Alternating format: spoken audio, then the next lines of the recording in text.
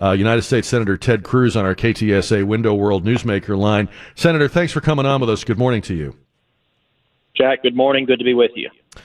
I'm just curious how it sounded to you. I thought it was interesting and refreshing to hear the president be so laudatory and optimistic about the effort in Texas. He said, we want to do it better than it's ever been done before. We want to show people this is the way to do it.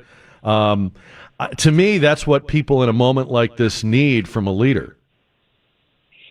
I think that's exactly right. The state of Texas is hurting. This storm has done enormous damage. This is a 500-year storm. When it hit and made landfall, it was a Category 4 hurricane, did enormous wind damage, especially in Rockport and Port Aransas and Victoria and Corpus Christi. And then when it turned north and just parked over the city of Houston for day after day after day, dumping some 50 inches of rain. We've seen massive historic flooding that the city's never seen.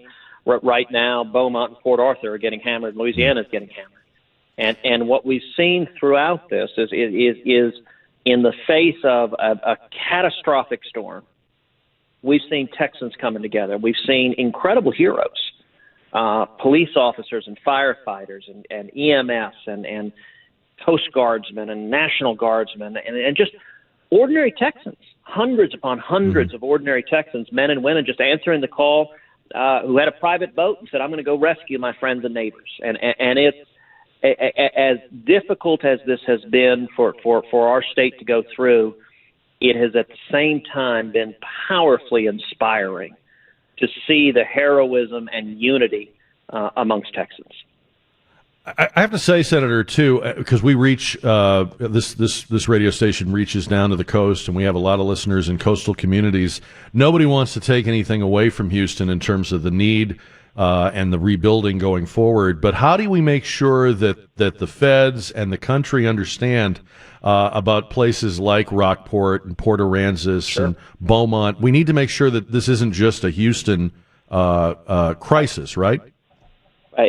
Absolutely, and the Gulf Coast got hammered, and every community that got hit, we are focusing time and attention and resources. That there's a reason that when the president came, that he came to Corpus and included a number of Gulf Coast leaders from counties and cities that had been hit particularly hard, and then he went to Austin to have a statewide briefing. Now, the president on that trip deliberately stayed out of Houston because Houston at the time was still facing catastrophic flooding, and he didn't want to distract first responders from, assets that needed to be in the air or on the water saving people's lives. But his intention is to come back to Houston as well. And every community that's been hit, we began by focusing resources on priority number one, which is saving lives and putting first responders in a position to get people out of harm's way. The next step is rebuilding, and rebuilding is going to take very significant time.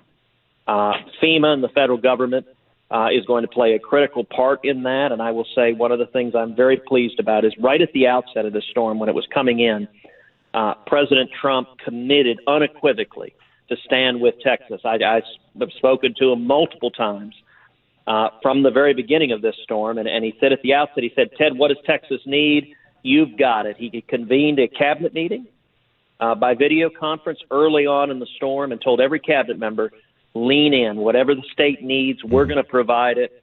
And that, since then, I've spoken to the vice president, to multiple cabinet secretaries, and the coordination between the federal government, the state government, and the county and local government is better than I've ever seen it, and we're going to need that going forward for the recovery and rebuilding. And let's talk about that. We're talking with Senator Cruz on KTSA. I'm not going to waste your time or insult your intelligence with the line of questioning you got on MSNBC, but is there any truth to the rumor or reports that Northeastern members of Congress somehow have it in for Texas flood relief because there were votes against the Sandy relief package from down here? Well, look, I think it's unfortunate that we've seen a handful of politicians so eager and desperate to get themselves in the news that they've tried to thrust themselves in the middle of this crisis. we need to be focusing on lives that are in danger and on responding to this disaster, not cynically trying to score political points. I am confident we will see bipartisan agreement in Congress to provide the disaster relief that the state of Texas needs, and that under federal statute, the state of Texas is entitled to get. I'll tell you, I have received call after call after call from senators, Republicans and Democrats, bipartisan, expressing, Ted, we are with Texas. We're praying for you. We're with you. We will stand together.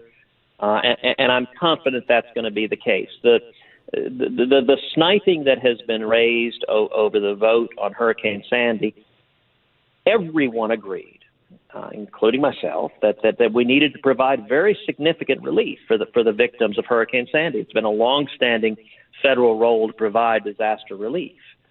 And what happened, unfortunately, is that bill got loaded up with a bunch of other stuff. It became a $50 billion bill.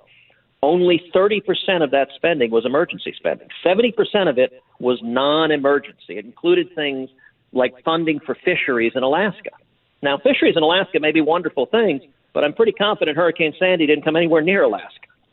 And that's why I and virtually every other Republican member of Congress from Texas voted against that bill. It was virtually unanimous because we had seen politicians cynically loading it up with their own pet projects instead of focusing on disaster relief. So how do you prevent that from happening this time? How do we keep that from happening again and impeding the passage of that relief effort this time? Well, the Texas delegation is going to take the lead. In the Senate, it will be John Cornyn and myself taking the lead on drafting the emergency funding. In the House, it will be the Texas congressional delegation. And I'm confident that we're going to focus our time and energy on providing real relief to the victims of Hurricane Harvey, the people who have been hit, who have been hurt, who are suffering, and the resources that Texans are entitled to under federal law. The FEMA law has a longstanding formula for calculating the rates of reimbursement, and that longstanding precedent is what I expect we will follow. By the way, I don't know if you've heard this from other people or not, but that acting Secretary of Homeland Security looks like she should get the job permanently.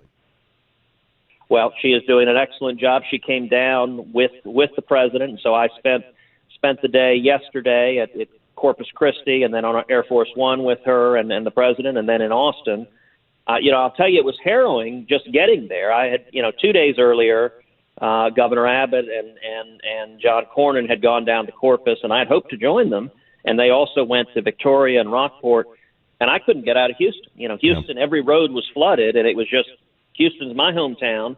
There was no way to get out. And so yesterday morning, we left about 7 a.m., and we made it. 59 was clear. I told it flooded later in the day, but when we made it out, we were able to get to Corpus and then fly up to Austin. Then we were able to drive back in. And so that I was grateful to have the chance to visit those communities directly, and certainly will be continuing to do that. Senator, thank you for the time. Thanks for your efforts, too. We appreciate it. Thank you, Jack. God bless.